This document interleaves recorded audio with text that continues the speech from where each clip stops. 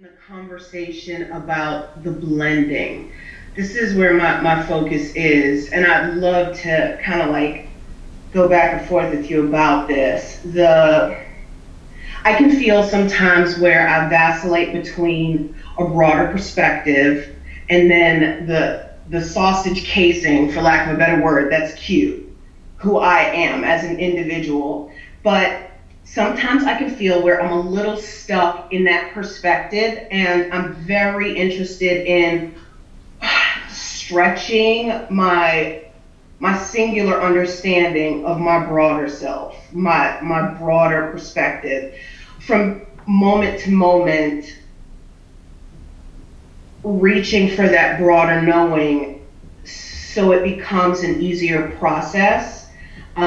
Because I can tell when I'm in that narrow perspective, when I'm feeling trapped, or I'm looking for options, I'm looking for some sort of solution to something that's come up just moment by moment. It could be something in the refrigerator, I don't care what it is, but just I'm interested in your thoughts on how one finds that blending. But I can almost feel like this belief a little bit like I have to disappear a little bit for me to access that. And I'm just curious about your thoughts on that. There is infinite opportunities for the unfocus and focus in your physicality, and that's why we often talk about the question answer dance, or we call it the focus unfocus dance, or we call it sometimes discomfort and then beautiful comfort dance. In other words, every time you're observing variety from that place which you call self, you with your identity, you're creating those questions, and those are never feeling as full for as you feel that wider perspective of everything that exists being dominant. So instead of thinking that you're just self, and then sometimes you're more broader perspective, we want to bring to your attention that you're at all times blended.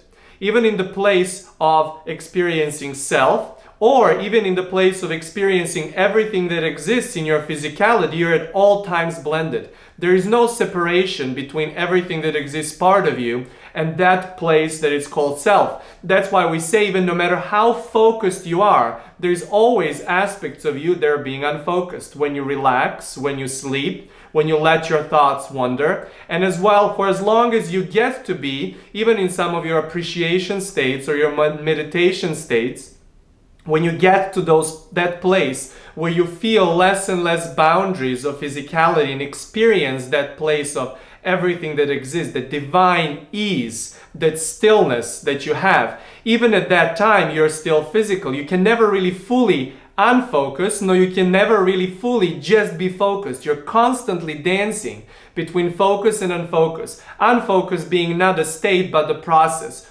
of unfocusing and focusing, because you can never just be focused and you can never just be unfocused. You're constantly dancing between the two.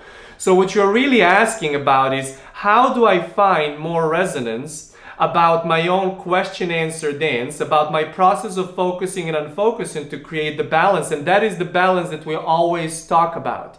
It is not that you're ever in a place of just asking questions so much so. It might feel to you that you predominantly sometimes do.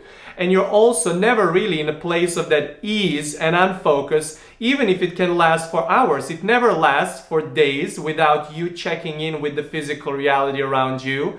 Even when you go to sleep, or even if you were to be in the most rigorous or disciplined meditation experiences, you would still perceive through your physicality and have glimpses of focus coming through. So we're bringing these kind of extreme situations, one on the place of focus and one on the place of unfocus, for you to see that you're constantly dancing and pulsating and oscillating and vibrating, whichever word works for you.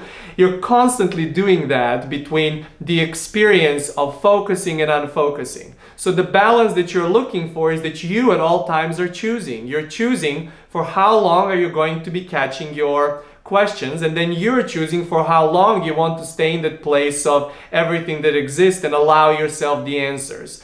Because at all times you're dancing between the two. The place of question gives you clarity, the place of answer gives you clarity, but the time spent in those is minuscule compared to the discovery of both sides. Now we know the discovery of question to answer usually takes most of your time because you want to get from that place of question, release it and see the answer. But the other side as well, once you get so good at this part, the other side of creation is so satisfying too, where you go to the place of ease and you know that you're going to be going in to ask another question. And when you're preparing yourself for that, you understand that that gives you completely different value. Equally important value of seeing the answer is equally important value of experiencing the question. For as without the question, there would no be answer. For without question, there would no be discovery for answer. And without answer, there will no be discovery of another question.